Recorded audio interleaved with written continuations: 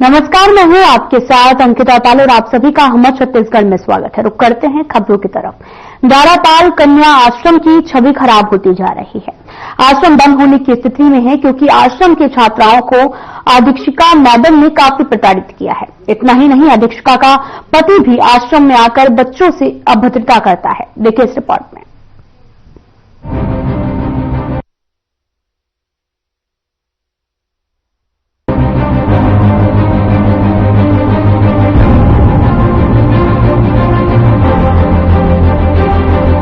दारापाल कन्या आश्रम की छात्रा अधीक्षिका मैडम से काफी प्रताड़ित है, जिसको देखते हुए सरपंच अधीक्षिका को हटाने के लिए कई बार अधिकारियों को जानकारी दे चुके हैं, लेकिन अधिकारियों ने एक्शन नहीं लिया।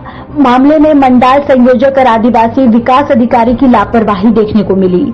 अधीक्षिका मैडम की लापरवाही के कारण बच्चों को दूसरे स्कूलों में एडमिट किया जा रहा है। ऐसे में आश्रम बंद होने की स्थिति में है। साथ ही अधीक्षिका मैडम का पति भी नशे में हॉस्टल के अंदर घुसकर बच्चों से अभद्र गाली गलौज करता है, जिससे बच्चों पर बुरा प्रभाव पड़ रहा है। बेटा और एक बात है, यहाँ पे आप लोग जब भी मैं देखा हूँ तो जो बोरिन है यहाँ से दूर है, वो बोरिन की व्यवस्था भी खराब है। स्कूल के अंदर नहीं है बोरिन? नहीं है सर। तो फिर एक ही बोरिन में इतने सारे बच्चे, कपड़ों का कहाँ धोते हो? वहीं धोते सर। वहाँ तो कपड़ा धोने के लिए तो खराब है जी। वहीं पे धोते हो जी। आप लोग। एक ही बोरिन में समय पर ना धोना तैयार हो जाता है। नहीं है सर। ये अंदर में है? नहीं है सर। नहीं है। खराब है। बोरिंग भी है, बोर भी है, खराब है। खराब है, आज भी उतरी नहा है। कब से तो खराब है सर। निकाल दिया पूरा मटर रख दिया।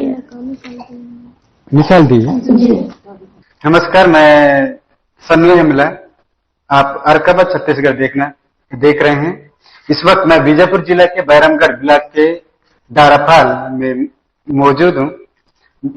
दारापाल के जो कन्या छात्रावास आश्रम है, जिस आश्रम में पदस्थ अधीक्षिका मैडम के द्वारा काफी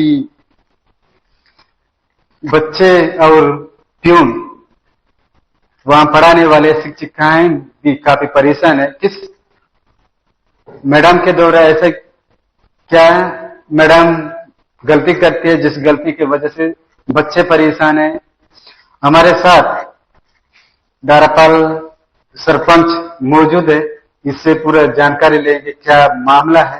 सर, सबसे पहले तो आप अपना नाम बताएं। मैं इतवारी तिलम, ग्राम पंचायत दारापाल। सर, ये जो आपके आश्रम, जो कन्या आश्रम है, आश्रम में मैडम के द्वारा मैडम से क्या परेशानी है, जिससे बच्चों और वहां पे प्यून लोग काफी परेशान है? तो मेरे को तो परेशानी नहीं है, पर वहां से ये आता है कि प्यून और स्टाफ जितने पढ़ाते हैं मैडम, ये सब बहुत ही नाराज और बच्चे बहुत ही परेशान। न कापी ना मिलना, न साबुन ना मिलना, न तो क्या बोलते हैं आपका साबुन, पेन, ये सब नहीं मिलने के कारण मैंने अपना गांव से, पंचायत तरफ से, मतलब हम लोगों ने निर्णय लिया कि हमने कापी और पेन का व्यवस्था करेंगे बोल के मैंने अपना पेन, कापी और पहाड़ा व्यवस्था कर वहां पे वितरण किया।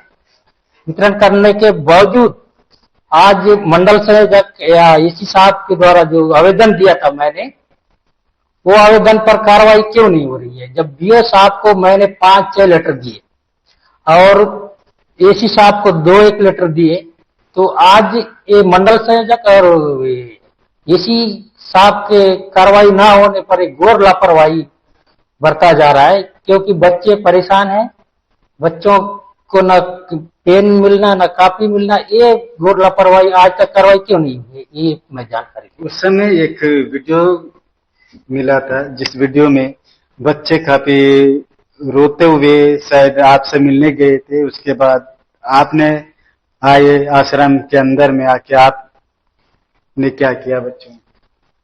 बच्चे ने मेरे को बताया रोते हुए, तो मैंने उन पर क्या क्या नहीं मिला ये पूछा, तो बच्चे ने बताया कि हम लोग को खाना नहीं बनाता, तो दिन भर भूखे थे। ये भी कार्रवाई नहीं हुआ। तो और ये घोर लापरवाही है कि मैडम न चावल ना देना, खाना सही ढंग से बनाने के लिए चावल ना देना, सब्जी ना देना, ये घोर लापरवाही है। आज मैं चाहता हूं कि ये सब कार्रवाई क्यों नहीं हो रही है, ये मंडल संयोजक और एसी साहब के पास भी मैं लेटर भेजा तो आज क्यों नहीं हो रही, ये कार्रवाई करना चाहिए। इन पर घोर लापरवाही बरता जा रहा है। ये बालक और मैडम का जो पति के दौर है, जो गाली गलौज हॉस्टल के अंदर में करता है, जिससे बच्चों को काफी तकलीफ हो रही है। ऐसे बच्चे उस वीडियो में दिखते नजर आए। तो वो तो बच्चे ने खुद ही बोला था, यहाँ माँ बहन का गाली देते हैं पीका के आके, ऐसा बोले। लेकिन ये है कि मतलब अधिकारियों का कमजोरी की वजह से, लापरवाही की वजह से ये कार्रवाई नहीं होती। बच्चे ने खुद बताए थे कि यहाँ माँ बहन का गाली देते हैं पीका के आके, यहाँ झगड़ा होते रहते हैं बोल के।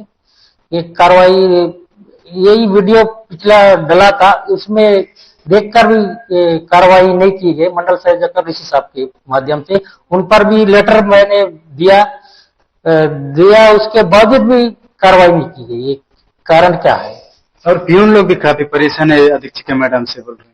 प्यून पूरे स्टाफ भी परेशान है। मैडम लोग जो पढ़ाने आते हैं वो भी परेशान है, प्यून लोग भी बहुत ही परेशान है वहाँ, क्योंकि ऐसी सताती है, ये नहीं देती है, वो नहीं देती, ऐसा बोलते हैं कि चावल खुद निकाल के देती है। जब मेस मंत्री बनाते हैं तो वो मात्र नाम के लिए मेस मंत्री बनाया जाता है, ऐसा बच्चों का कहना है। और आप अभी क्या चाहते हो, मैडम को हटाइए और दूसरी मैडम? मैं चाहता हूं कि मैडम को हटाए यहाँ से अधीक्षक पद से, और दूसरे मैडम को अधीक्षक दिया जाए। सरपंच का कहना है कि जो वर्तमान में अधीक्षिका मैडम है उसे हटाए और उसके जगह में कोई दूसरी मैडम आए और यहाँ के बच्चों का देख रेख सही हो, और जो प्यून वहां पे हॉस्टल के अंदर में रहते हैं उनकी सुरक्षा सही मिले। दारापाल बीजा। बहरहाल सोचने का विषय है कि बच्चे घर से दूर इसलिए रहते हैं ताकि उन्हें अच्छा वातावरण मिल सके, लेकिन दारापाल की कन्या आश्रम में बच्चों के साथ गलत बर्ताव हो रहा है, जिसका सीधा असर उनके जीवन पर पड़ रहा है।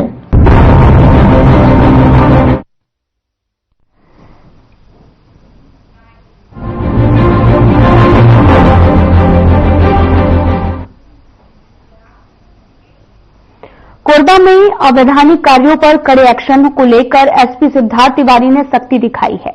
डीजल चोरी करने वाले गिरोह को गिरफ्तार किया है और गिरोह का साथ देने वाले 6 पुलिसकर्मियों को भी एसपी ने सस्पेंड कर दिया है। दरअसल लंबे समय से चल रही डीजल चोरी की सूचना लगातार मिल रही थी, जिस पर नकेल कसा गया है। और आपको बताते चलें कि उसके बाद में एसईसीएल के खदानों में डीजल चोरी करने वाले गिरोह के सदस्यों को गिरफ्तार कर उनके कब्जे से 2345 लीटर चोरी का डीजल जब्त किया गया है। डीजल चोरी के साथ में पुलिस की मिलीभगत की शिकायत पर एसपी सिद्धार्थ तिवारी ने जांच के बाद में कड़ा एक्शन भी लिया है।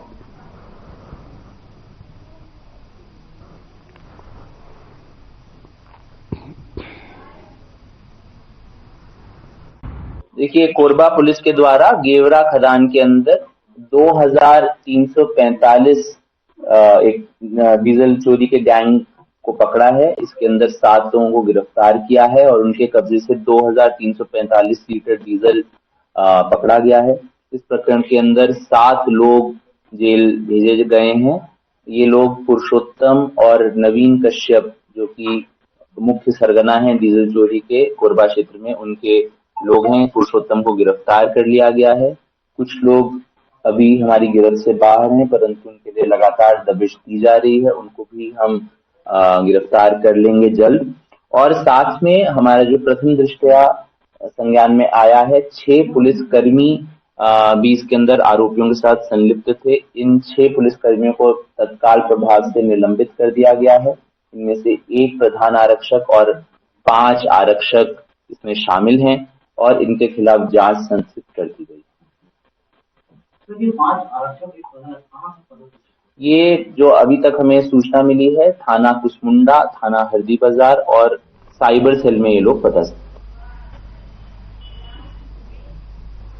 प्रखर स्वतंत्रता सेनानी डॉक्टर वासुदेवा जयकृष्ण देवव्रत की आपको बताते चले कि स्मरण अंजलि समारोह कमांडर महाविद्यालय सभा कक्ष बिलासपुर में रखी गई, जहां पर छत्तीसगढ़ के महान क्रांतिकारी डॉक्टर वासुदेव देवव्रत की 110वीं स्मरण अंजलि पर कमांडर CMD महाविद्यालय के चेयरमैन, BDA पूर्व चेयरमैन और अन्य ने भी अपने विचार साझा किए। वहीं विधायक अमर अग्रवाल भी मौजूद रहे।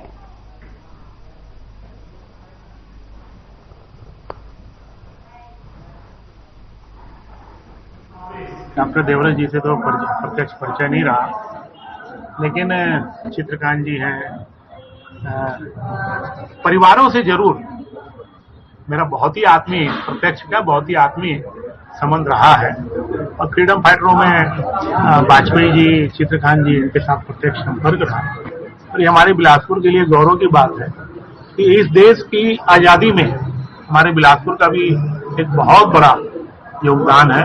और आगे आने वाले समय में हमारे जितने भी स्वतंत्रता संग्राम सेनानी हैं हमारे बिलासपुर के, एक जगह सबकी संक्षिप्त जीवनी और उनका योगदान हमारे बिलासपुर के सब लोग जाने, इसके लिए हम सब मिलकर प्रयास करें। निश्चित ये बहुत प्रेरणादायी आज का जो एक कार्यक्रम है डॉक्टर देवव्रत का, जो 110वीं पुण्यतिथि मनाई जा रही है, ये सब लोगों के लिए एक सीख है, सब लोगों के लिए ये एक विचार है। जय श्री राम भैया। सब लोगों के लिए ये सोच है जिससे कि हम लोग को ये आगे आने का मौका मिलेगा। और हम अगर मौका सच्ची श्रद्धांजलि दे दी तो उनकी जो बताया हुए मार्ग है उन्हीं में अपने प्रेरणा के साथ चलना चाहिए। सही कहा आपने, आवश्यक यह है कि लोगों को देश के प्रति प्रेम, देशभक्ति की भावना पुनः जागृत करनी पड़ेगी। जो हमने स्वतंत्रता समय में जैसे लोगों के बीच में देशभक्ति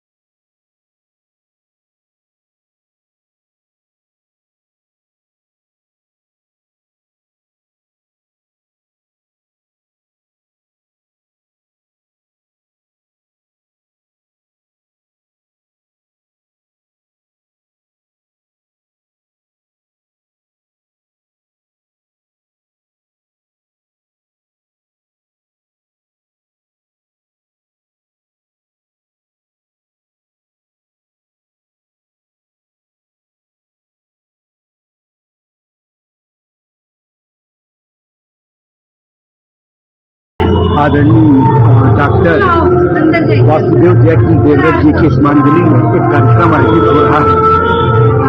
ऐसा मौका बहुत कम होता है, भावुक कर देने वाला होता है, जब हम ऐसे स्वतंत्रता सेनानी और जिन्होंने शहर के लिए, देश के लिए ऐसा काम किया हो, जिनको हम याद करते हैं, मन गौरव से भर जाता है। आज का दिन हम सब के लिए, जितने भी आज पुराने हमारे सभी वरिष्ठ जन आए हुए इस प्रांगण, सभी लोगों ने इस व्याख्यान माला में अपनी अपनी हिस्सेदारी रखी है। एक पुस्तक का विमोचन भी हो रहा है जिसमें यह बात को जितना उनके संस्मरण के सब उसमें चित्र है।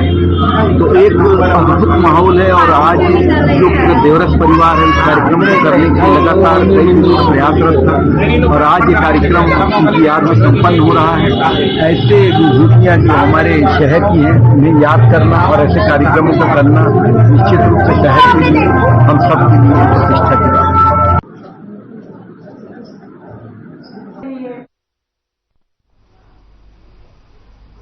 प्रदेश में समर्थन मूल्य पर धान खरीदी शुरू हो चुकी है और जहां पर धान खरीदी के केंद्रों में धान ले जा रहे आने वाले किसानों की कई सारी समस्याओं का सामना करना पड़ रहा है। जहां पर तौल से ज्यादा धान किसानों से लिया जा रहा बिलासपुर जिले के ग्राम कोड़ापुरी के उपार्जन केंद्र कुरेली में भी आज हर खबर की टीम ने जब किसानों से बात किया तो क्या कुछ कहा, आपको भी सुनाते हैं।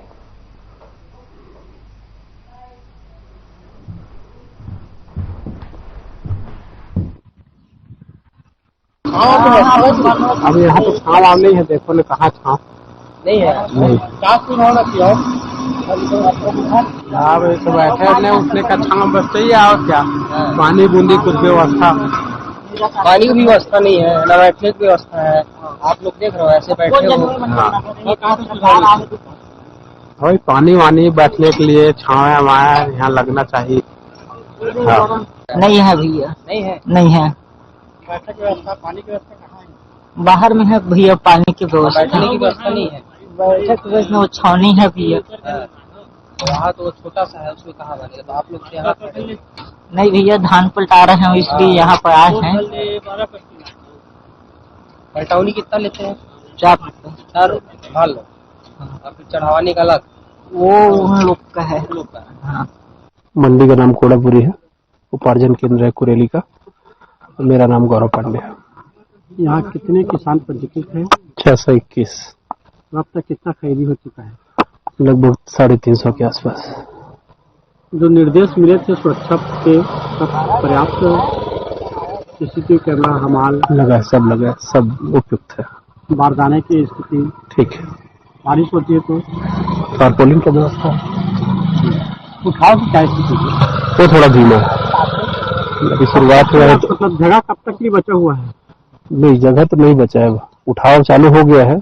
अब उठाव हो रहा है तो थोड़ा सा संतुष्टि है जी, बाकी उठाव धीमा है थोड़ा। इसके लिए आपने अपने उच्च अधिकारी को जानकारी दे चुके हैं।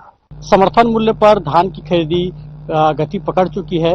शासन लाख दावा करती है कि किसानों को किसी प्रकार की समस्या नहीं होगी। खरीदी के दौरान उपार्जन केंद्रों में पर्याप्त व्यवस्था रखी गई है, ये शासन दावा करती है, लेकिन मौके पर देखने पर पता चलता है कि दावों की पोल खुल रही है। हम जांजी उपार्जन केंद्र में खड़े हैं। यहाँ जब हम पहुंचे तो देखे यहाँ पर किसी प्रकार की व्यवस्था नहीं है, खुले में धान पड़ा हुआ है और इसे ढकने की भी व्यवस्था नहीं है। जो दिव्यांग जन आ रहे हैं उनके भी देख सकते हैं, मैं अपने कैमरा से बुलाऊंगा, दिव्यांग जन धूप में घंटों से खड़े हैं।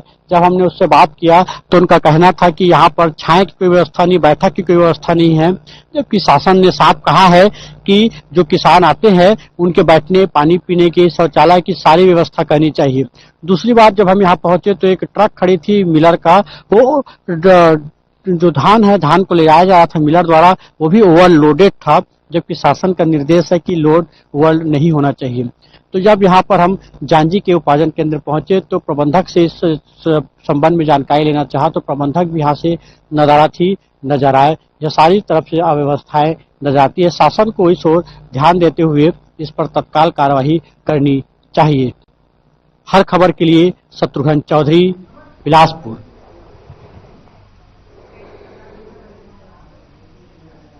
बिलासपुर में मुख्यमंत्री विष्णुदेव साय के सुशासन में स्वास्थ्य सेवाओं के उन्नयन की दिशा में अनेक प्रयास किए जा रहे हैं।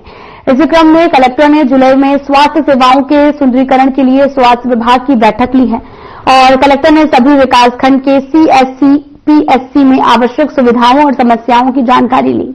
स्वास्थ्य केंद्रों में उन्नयन के लिए प्रस्ताव बनाकर देने के निर्देश दिए और सभी विकासखंडों को आगामी 3 महीने में 4 स्वास्थ्य केंद्रों में उन्नयन का लक्ष्य भी दिया है। साथ ही कलेक्टर ने कहा कि स्वास्थ्य जैसी बुनियादी सुविधाओं में किसी भी तरह की कमी नहीं होने दी जाएगी।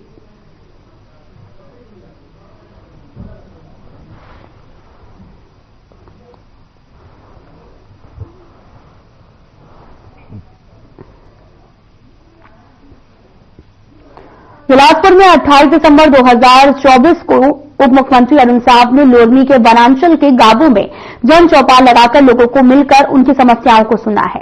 उन्होंने कई समस्याओं का मौके पर ही समाधान भी किया है। डिप्टी सीएम ने आपको बताते चले कि आचान कमान में ग्रामीणों की मांग पर दुर्गा मंच और यात्री प्रतीक्षालय की मरम्मत के लिए 5 लाख रुपए देने की घोषणा भी की है।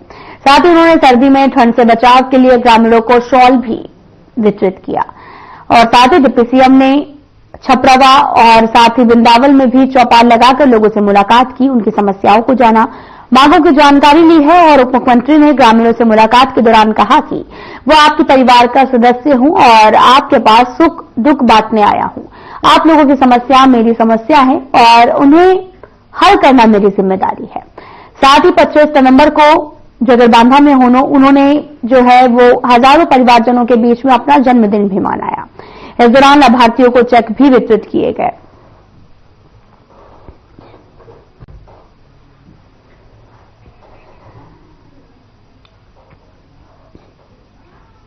नगरीय निकाय चुनाव में आरक्षण प्रक्रिया के समय पर पूरा न होने और तिथि के टलने से जनता और संभावित प्रत्याशियों में निराशा का माहौल बनता नजर आ रहा, जबकि आरक्षण की प्रक्रिया चुनावी प्रक्रिया का एक महत्वपूर्ण हिस्सा भी है जो उम्मीदवारों के चयन उनकी रणनीतियों को प्रभावित करता है।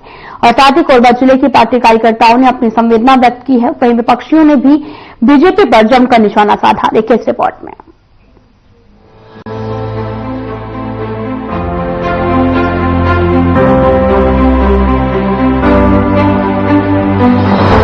छत्तीसगढ़ में नगरीय निकाय चुनाव के नगर पालिका निगमों के महापौर, नगर पालिका और नगर पंचायत अध्यक्षों के आरक्षण की प्रक्रिया टाल दी गई है। 27 दिसंबर को होने वाले आरक्षण अब 7 जनवरी 2025 को होंगे, जहां नगरीय निकाय प्रशासन और छत्तीसगढ़ शासन ने निर्देश जारी किया। तिथि टलते ही विपक्षियों में निराशा देखी जा रही है। उन्होंने बीजेपी सरकार पर निशाना साधा है और कहा कि बीजेपी की तैयारी ठीक नहीं है, इसीलिए तारीख से तारीख देते जा रहे हैं, जबकि आरक्षण प्रक्रिया में समय लगना संभावित उम्मीदवारों को प्रचार की रणनीति बनाने में बाधा उत्पन्न होती है। कहा कि आखिर सरकार की मंशा क्या है, तैयारी को लेकर ये समझ से परे है, लेकिन बीजेपी कार्यकर्ताओं ने इस फैसले की सराहना की है। भारतीय जनता पार्टी बिल्कुल पूर्णतः असफल साबित हो रही है। इनका जो शासन है असफल साबित हो रहा है, क्योंकि देखिए टाइम बार बार आगे डेट आगे आरक्षण का डेट आगे बढ़ाना इनका मजबूरी है, क्योंकि इन्हें मालूम है कि अगर हम आज चुनाव करा देते हैं सही समय वक्त पे तो ये बुरी तरह हारेंगे, क्योंकि हर जगह ये असफल साबित हो रहे हैं। अभी आप देखिए समर्थन मूल्य नहीं दे पा रही भारतीय जनता पार्टी किसानों को, वो एक सबसे बड़ी इनकी असफलता है। और ये चुनाव इसी तरह ये 2-3 महीने टालने के विचार में है ताकि मार्च अप्रैल में चुनाव कराए जाएंगे। हो सकता है ये इनकी सोच है कि उस समय तक हम कुछ अच्छी स्थिति में आ जाएंगे। आज की तारीख में अगर चुनाव हो जाते हैं ये पूरे छत्तीसगढ़ में इनकी बुरी तरह हार हो। सबको कार्य करने का समय मिलेगा, समय जितना मिलेगा आपने उतना अपना वोटर से मिलेगा जुड़ेगा, उसमें कोई दिक्कत नहीं है। हमारी भाजपा सरकार बहुत अच्छे कार्य कर रही है और जो अधूरे कार्य है उसके लिए भी अभी टेंडर लगे हुए हैं नगर पालिका में, उसमें भी अगर तिथि चलती है तो जो अधूरे कार्य है उसको भी पूर्ण करने का टाइम मिलेगा आप लोगों को और कार्य पूर्ण होंगे। और भाजपा सरकार बढ़िया कार्य कर रही है, जी अपने विवेक से कार्य कर रहे हैं, पूरे विवेक से कार्य कर रहे हैं। पूरी जनता उनके साथ में है, पूरे मंत्रिमंडल उनके साथ में है। अभी पार्षद चुनाव को लेकर के किस तरह से जैसे ऊपर से आदेश आएगा उस प्रकार से कार्य होगा। जैसे पार्टी हमको जहां से देगी टिकट वहां से लड़ेंगे, जैसे पार्टी का दिशा निर्देश रहेगा पार्टी के साथ चलेंगे, पार्टी के साथ रहेंगे। हमारा घर जनसंघी के समय का घर है, हम कोई भी पार्टी के विरोध में कोई भी नहीं जाएगा। पार्टी हमारी भाजपा पार्टी अभी एकजुट होकर कार्य जनता के बीच में अगर चुनाव में उतरेगी तो स्थिति इतनी अच्छी नहीं है कि जितनी वो विधानसभा में अपना चुनावी वादे करके वो आई थी। लेकिन आज के डेट में अगर चुनाव में उतरती है निश्चित उसको हार का सामना करना पड़ेगा। क्या कांग्रेस की पूरी तरीके से तैयारी है? 100% कांग्रेस संगठन की पूरी तैयारी।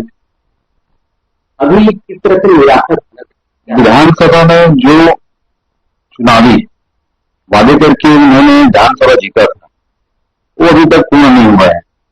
जैसे कि किसान, जैसे कि आवास, ये सब बहुत असंतुष्ट है। इसलिए नगरीय निकाय चुनाव और पंचायत चुनाव दोनों ही का दिन ब दिन बढ़ाते जा रहे हैं। मैं शंकर लाल अगर गोरेवाला गठबंधन पार्टी का प्रदेश प्रचार मंत्री हूँ। देखिए गांव में तो सभी पार्टी के लोग रहते हैं, कांग्रेस है, भाजपा है, गोरेवाला का है और अदर पार्टी का है, तो सभी जनता जनार्दन को तो है आधार तो है इसमें कि चुनाव समय में हो जाना चाहिए था। आरक्षण भी नहीं हुआ है, आरक्षण में सभी तैयारी करना चालू कर दिए हैं। गाँव के लोग, कोई सरपंच, कोई पंच, कोई जनता सदस्य, कोई जिला पंचायत सदस्य, तो इन लोग के ऊपर तो है विचार तो ये था इन लोग का कि सभी का कि चुनाव समय में होना चाहिए और समय में नहीं होने के कारण देखी तो है सर गोरेवाला गठबंधन पार्टी की तैयारी है कि हर छत्तीसगढ़ में हर जिले में जाके है, मतलब तैयारी है।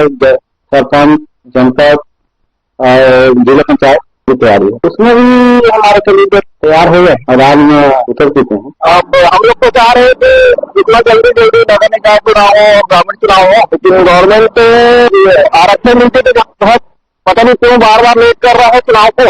और जितना जल्दी होता हम लोग को भी अच्छा लगता कि कोई सा कौन नया चेहरा आएगा। नगर हमारे वार्ड पार्षद का तो हो गया है फिक्स कि क्या होना है करके, लेकिन अध्यक्ष के लिए और महापौर के लिए भी आरक्षण नीति के तहत फिक्स नहीं हो पा रहा है कि किस कैटेगरी में देना है करके। और जितना जल्दी होता नया चेहरा आता तो हम लोग को भी समझ में आता कि कैसा विकास होगा, किस तरीके से विकास होगा करके। चुनाव जल्दी से जल्द होना चाहिए। हर समय जैसे नवंबर दिसंबर में चुनाव होता है नवीन का, तो इस साल भी हो जाना चाहिए। मतलब टाइम तो हो गया है। आप लोग क्या देखना चाहते हो? जल्दी चुनाव होता तो नए प्रत्याशी अपने नया मतलब अपने नए युवा जो आते वो अपने नए तरीके से काम करते हैं। वो 4 साल 5 साल तो हो ही गए, उनका कार्यकाल तो खत्म हो ही गया है, तो नया आते तो फिर नया विकास होता। भले ही सरकार अपनी तैयारी को लेकर आरक्षण की तिथि में बदलाव कर रही है, लेकिन विपक्ष सरकार पर लगातार तंज कस रही है। सरकार और प्रशासन को चाहिए कि आरक्षण प्रक्रियाओं को समयबद्ध तरीके से पूरा करे, ताकि लोकतांत्रिक प्रक्रिया पर आम जनता का विश्वास बना रहे। Bureau report.